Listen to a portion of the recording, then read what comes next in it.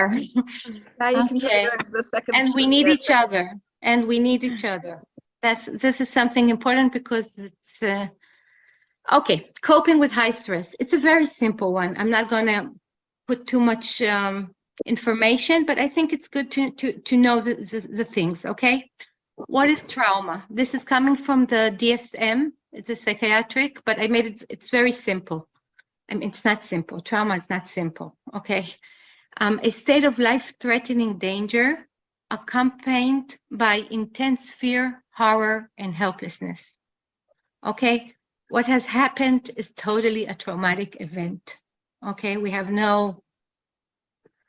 one can be exposed to traumatic experience directly and indirectly. And this is what the woman who spoke before said. I forgot your name. Shifra Penkower. Not Shifra. Yeah, the one who talked to you. No, the one. Lisa. About her son. Because it can be experienced directly, okay? Like the people, even for the father, you know, who saw it, whoever was there, even the ambulance people, the people who came with the ambulance can also be traumatic from what they saw, okay? People who were driving there, people who has been there. The second is experience existential threat in a life-threatening event of someone close. I mean, this can be the friends that they heard about their friend or the neighbor that heard about the neighbor, okay? It can sometimes, it doesn't mean, I'm gonna show you why it's not always, but I just wanna say that today they know that even if I wasn't there and I heard, like, you know, I heard someone in my family, it can be in a traumatic event, okay? Is that clear? And the third one is witness in an existential threat in a life-threatening event, and that can be on TV. We can see it on TV. It can also be in the radio, but, you know, even I'm hearing it in the radio, but today it knows that the TV has a lot of effect. And this is my first advice, as least it's TV as you can. Because of course they know, and those who don't know, it's important for them to know, but they don't have to see it. You know, they don't have to see again and again the car crashing and I don't think it's it's not but it's not healthy. It's not healthy for children to be exposed so much to these pictures. Just sometimes the pictures can cause a trauma. Absolutely. Michal, there was a notice that was sent out to, I mean, I know I received it as a parent in the community that I thought was actually very helpful. And if anyone hasn't seen it, it's worth repeating. The Olim department sent out a message that if you receive by any chance footage of what occurred, do not delete it and do not forward it to other people because it's not good for anyone to see it. It's damaging. Yeah, it's really not good. And this is, you know, in the TikTok and all that, this is sometimes for us as parents, our responsibility that the TV is off, that sometimes if the child comes and says, you know, Father, look, I saw him, so say, this is not good. We don't need that. It's not good for you, right? It's not. Yeah, it's not. Yeah, it's like we have junk food. This is junk information. Okay, so this is trauma in a very general way. Okay, now I want to talk to you about reaction to trauma on the time continuum. I don't know if you know this knowledge, but I think knowledge is helpful. This is why we do psychic education. We will learn in a very, very brief way what ASR is, acute stress response. This is where we are now. I'll talk about it. ASD is after a month, and PTSD, which is called post-traumatic stress disorder, usually it's not even 3 months. It can go to 6 months. We are here. Do you see where I'm putting my, how do you say akhbar, mouse? Okay, do you see where I'm putting the mouse? This is what I want to show you, because this is it just happened like 2 days ago, Friday. Yeah, this is where we are. So what is acute stress reaction? Acute stress reaction. It's a normal reaction to an abnormal situation. It's immediate, normative, and transient reactions. Okay, it's you know, like we hear about the fight, flight, and freeze. It's something that is It's impulsive. It's not something that's always we can control. Okay, it's our responses, immediate responses. Usually they're physically, they're emotionally, they are cognitive responses. In most cases, they dissolve over time. And I'm showing you it because I want you to look at your children in a continuum way. Okay, not just what they're feeling now, but what are they going to in another month and after.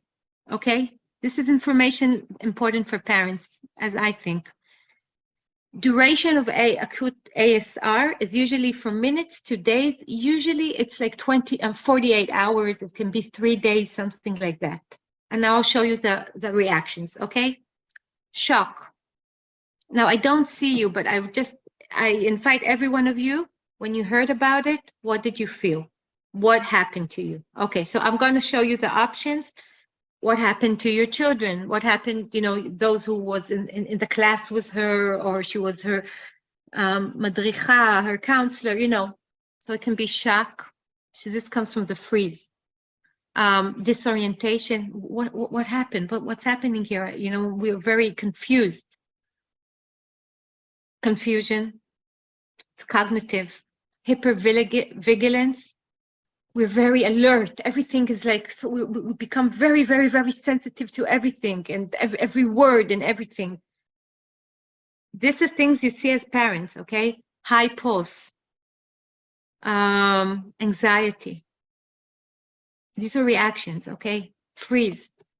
Sometimes I can say, I won't speak about this, but I can speak about when there's a bombing. So a child can sometimes, a 14-year-old also high, can suddenly, there's, a alert as Tseva Adom, and the child will sit on the sofa and freezes.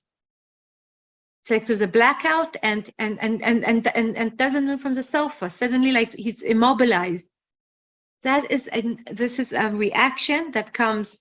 Again, it comes usually from the reptile mind, from this mind. And again, it's not really a choice. Each one, numbness, I'm feeling nothing, but it doesn't mean there's not a lot of feelings there.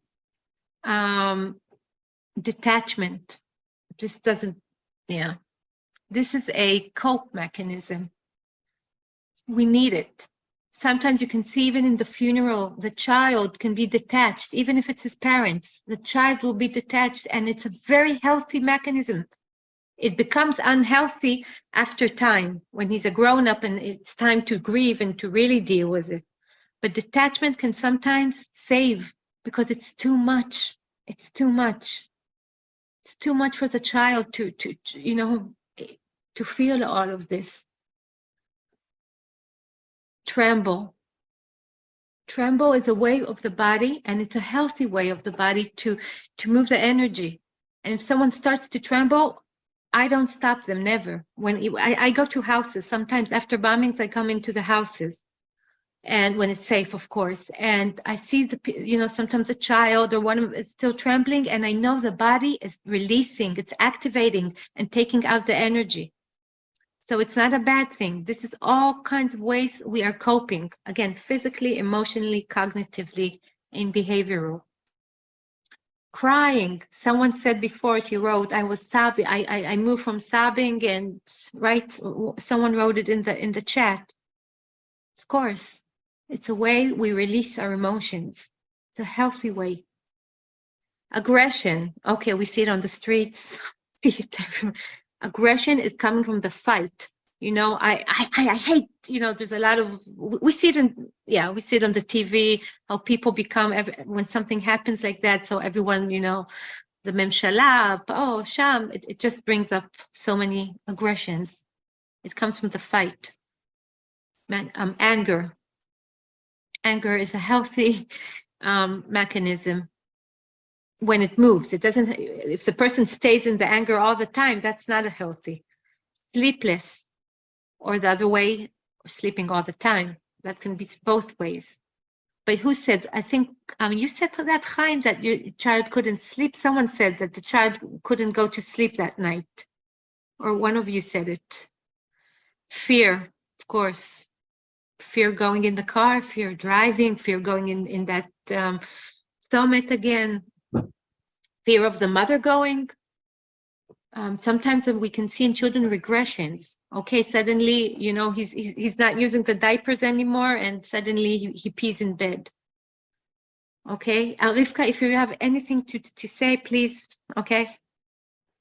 And also, Yael, horror. Of course, this was horror. Despair. We can see it on teenagers sometimes.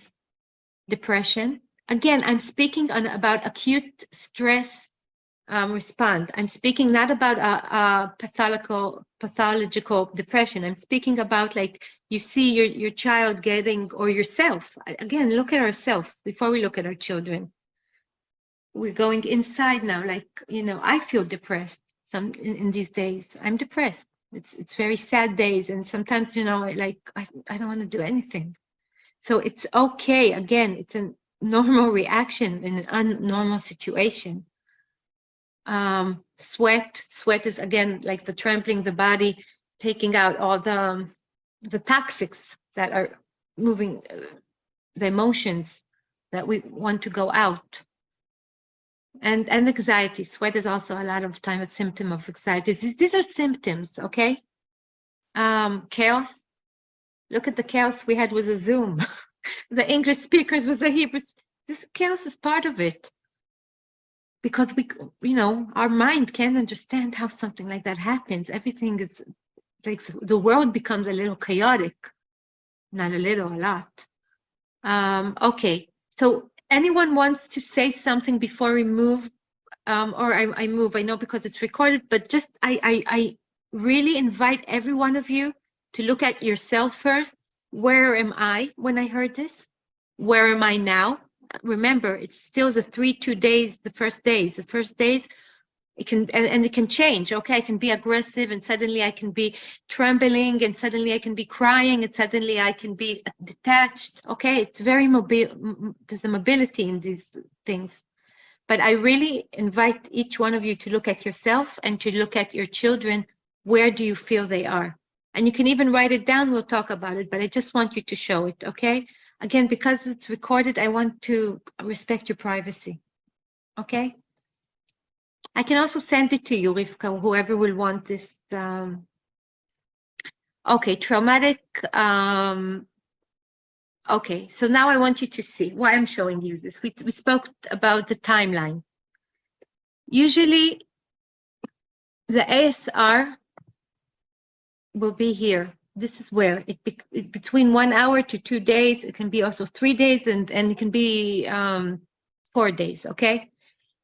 All these reactions can be in a very, very high volume. It's as I asked you from 1 to 10, people can be 10 and 9, and they can be all the feelings. After a month, and now we're going to the ASD. ASD is acute stress disorder. If the same reactions will still stay there for a month, okay, this is where a little red light in us as parents can start, like a little, and say, okay, a month has passed. Now, usually after you will see it, you'll see this will change. Children have an amazing resilience, okay? It changes. You know, even when they cry because of something, and then after 10 minutes, they're joyful and playing. So here it can be more time. But if you see that it is continuing for a month and your teenage girl is nothing is changing there, this is where you can go to the Merkaz Chosen, you can go to the Shapach. This is where you can tell this is where the red lights in us start to turn, and we can start, like, you know, going to the mechanechet, to the teacher, and say, how is she?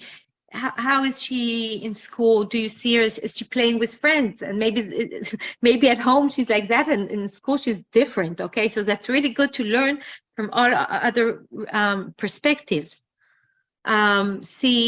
Ask her friends, ask the people, madrichim, all the people that are in contact, to see that there is a change. If this is not changing after 3 months, and it's a long time, 3 months, and even it's not 3 months, it can be 6 months, 3 to 6 months, this is where we start to say, it can be a post-traumatic stress disorder. But this is rarely happening. I want to say that. If you know someone was in the situation, in the car, you know, it's different. But I'm speaking about all of you that more heard about it, and we're not physically there. Usually this here, or maybe here, it will, all the reactions will come down.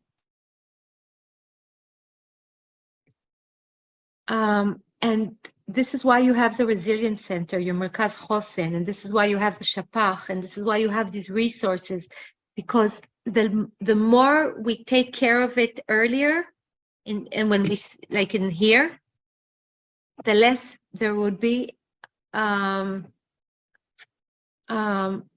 chance for PTSD. Okay? PTSD means that this is going to be a, you know, manage a lot of his life afterwards.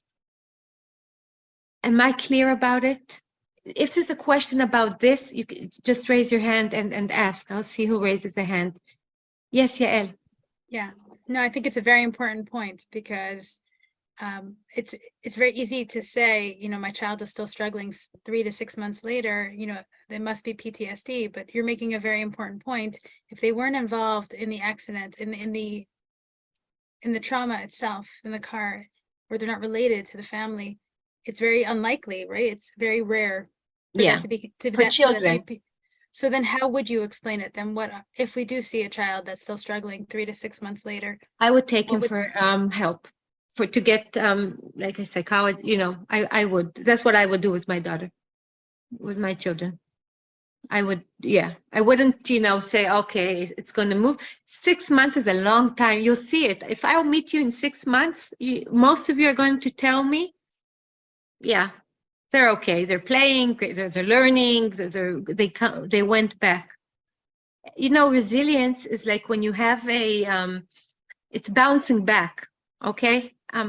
Rivka, how do you say kfitz? How do you say? Like a spring. Yeah, it's like a spring that you know, you make it like tight, and then it comes back. These are children. The natural is for them to come back. But yeah, if we see that 3 months, if the teacher said, listen, it didn't change. This child, I mean, the child is, you know, tell me the pupil is he's not learning, he's not focused, he's totally distracted. I would say, okay, this is time maybe that we should do some professional help. And sometimes I can tell you from my Resilience Center, I worked there for years. It's amazing how easy when they get help, even if it's like 10 meetings or even 1 meeting, they very fast come back to themselves. Okay, but I want you to be alert. I want you to learn this. I want you to know that if you see him now, it's not, and he's going to change. It's going to change after 2 days, 3 days, a week, a month, 2 months. Okay? Yael, did I answer you? Yeah, okay. Anyone has another question about it? Because this is a tool. I'm giving you a tool as parents, also to see yourself, okay? To look at yourself too.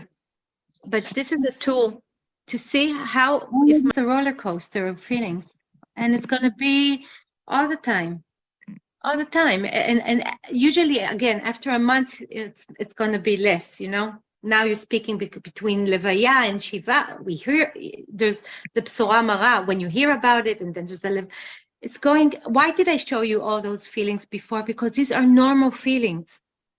And Rena, it's not a checklist. You know, again, you can't say, okay, felt that, finish. No, it's going to come back, and you know, there's going to be a lot of feelings, and maybe part of you will also feel like tension in the family because of it. And part of you will feel the children want to be more with you because of it. So I really don't want to give you a manual. I just want you to honor and respect what you are feeling. And know it's mobile and it changes, and you know, I really I loved what Corey said about how you gave permission to your daughter to have that moment of levity at the Shabbat table, because so many of us are feeling this tension now. Can I enjoy myself? It is Chag. It is, it's so rare that we have vacation in Israel. There's no Sundays. So our kids are off from school now, and this is supposed to be the time together that the kids remember fondly. And it's important to give them that permission. Avelut is halted during Chol HaMoed and during Chag, and that's why it was pushed off. And there's nothing wrong with allowing yourselves that moment, those moments, because we genuinely do feel the pain. We're all deeply, deeply sad, and it's not disrespectful. It's actually it's rejuvenating. You're taking care of your family by allowing them to feel this joy. And self-care, taking care of yourself too. Because remember, your children are looking at you. And if they see you feeling guilty when that's what they're going to take, the guilt. Yes, Chaim. Chaim, do you want? Yeah. I think that the dissonance that people feel is that in Jewish tradition, it is not, what halakha says is ein avelut baregel. Ein avelut baregel. Like you're not avelim. And that's what the dissonance that so many of us feel, that you say, we are shocked, we are upset, we are sad. One close friend of Dee's wrote a very beautiful post on Facebook, and he says, I'll try to have this still to have some simcha baregel, and he ended the post by saying, I'm trying, but today I'm not succeeding. And I think that what's important to understand is that people can have avelut b'tzin'ah. Like you can have your private avelut, you can feel it. And I think that Judaism keeps this door open. And it says, by saying ein avelut baregel, it means you exactly what the previous question is, but like it's the time we have for being with the kids, and it's the time we have to have holiday, and how do we deal with that? And I think that Judaism just gives us the opportunity to have both. One is public, one is private, and the private means private also bechug hamishpacha. Exactly. In our family, we may be upset, and we may have these feelings and show them. And we may also have the joy of Yom Tov. We may have experienced both of that. I think that's what Jewish halakha enables us here to do. Yeah. Not to repress it, but to experience both. I even think it happened in a good time. I mean, that the family is together. Because if everyone was at work and in his total ordinary routine, I don't know if they would have your support, because the family is it's a very big resource. So because of the Chag, of the holiday, so we have this, the opportunity to be together. Renee, did you get, there's so much wisdom in this group, I can just keep on and then you speak and everyone brings here so much wisdom. Renee, is that okay that I move on? Rina? Not Renee, Rina. She may have taken a break. Okay. So I'm moving on. Okay. So is that understood about the timeline? I just want to say about the ASR again, that could stress. The good news is that most of the people we function will come back to themselves. This is okay. There's all these symptoms that I showed before, all these behaviors, feelings, emotions, body sensations and everything. But after a couple of days, they come back. The bad news, but this is a bad news, and it doesn't, again, because we're speaking about you weren't physically there and all that, 10% of an event, people can be PTSD, but I don't think any one of you are in that. I'm speaking about, this is just what I want to show. Most of the people after ASR, the acute stress response, will come back to themselves. And this is good news. So what I ask you just a moment, we're not going to do it because of the time, but always to look at yourself, and maybe just in the chat, I'll ask you to,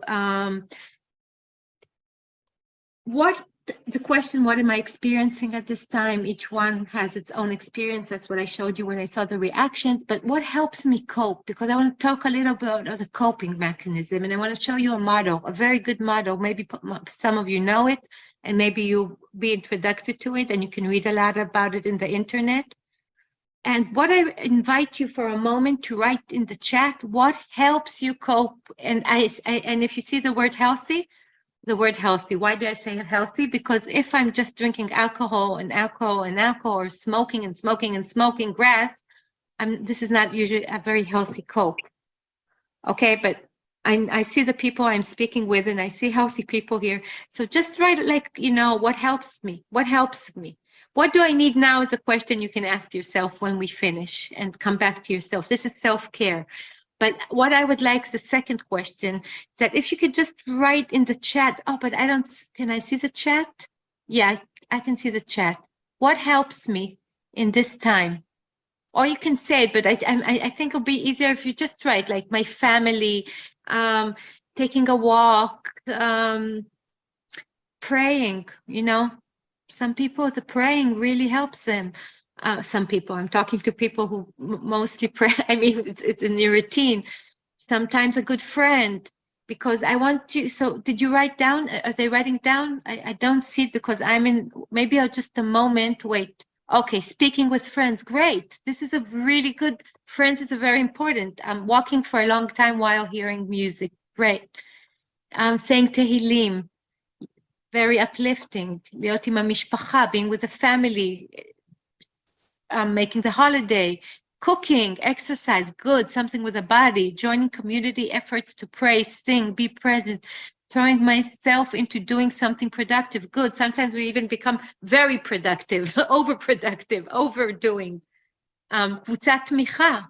This is what we have now in some way. We're in this hour and a half, we are a little, but I don't know what קבוצת תמיכה you have, but if you have, this is a very good supportive mechanism. Involving in work and going chesed. What is going chesed? This is my doing chesed, I think, was probably doing chesed, doing good deeds, helping other people. Beautiful. Okay, beautiful. Doing, sorry. Okay, I just, of course. And I'll even explain it to you in what happened in your body. Your body was full of adrenaline, full of cortisol, you know, full of hormones, stress hormones, and suddenly they also all come down in some way, you know, because and the exhaustion is just part of it too. It's just part of the ASR, the acute stress response. So Corey, thank you for saying that. I'm looking at it. I don't really see it, but I think it's very important to put it too. And, you know, I would even, if I would just a moment stop this share just for a moment, I would ask the group, if everyone sees everyone, who feels exhausted? I just want you to share what we really feel. It's a door opening to them and giving a legitimate to that feeling. So thank you for bringing that. So I can just breathe when you say it. I just want to remind you, you said you were going to give us a model for coping. I'm going back. I just had to we have acknowledge the last few minutes. I know. I had to acknowledge what Corey was saying. Said. Yeah, Sure. okay. So this is the model. The model is called, the model is called Basic pH. It's Professor Muli Lahat. He's an Israeli professor. He lives in the north. Rivka, can we take like more 15 minutes? I don't mind the time. If everyone, I don't know if the people can stay, but so I can. Okay. Okay, I'm here. I'm not, I'm just teaching it. So anyway, this is a model that he made, Muli Lahat. It's also in Hebrew, Gesher Me'ached, Regesh Cham Me'od. And he talks about that there are 6 things that have resources that we all have. Doesn't matter how many money we have, how many children we don't have children. Doesn't matter religious, not religious. It's all the resources we have as human beings. This is what he did his PhD on. And it's called Basic pH, basic for belief system. We all have belief system, and it doesn't have to do if I'm religious or not. If I'm optimistic, if I believe that everything is wrong or everything is good, all my belief systems can be supportive. I'm not saying those are always supportive, but I can make belief systems that can support me. That's religion sometimes. Affect is a very important, that's what we were talking about. It's a very important resource to let our feelings, to allow all the feelings come out. Sometimes let your children draw. What are you feeling? Okay, here, just let's draw. Let's see what you're feeling. I'm an art therapist, so I use it a lot. Social, you said walking with, meeting friends, talking. What we're doing now is social. Social is family, whatever. And this is a holiday, is a very social time. Imagination.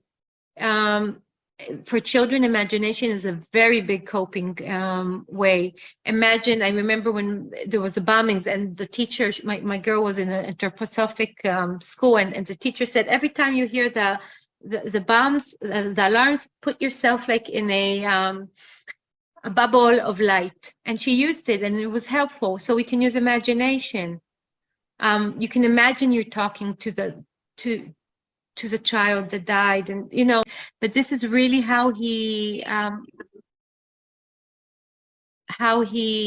explains the motto. Okay, it's in English. They also have it in Hebrew.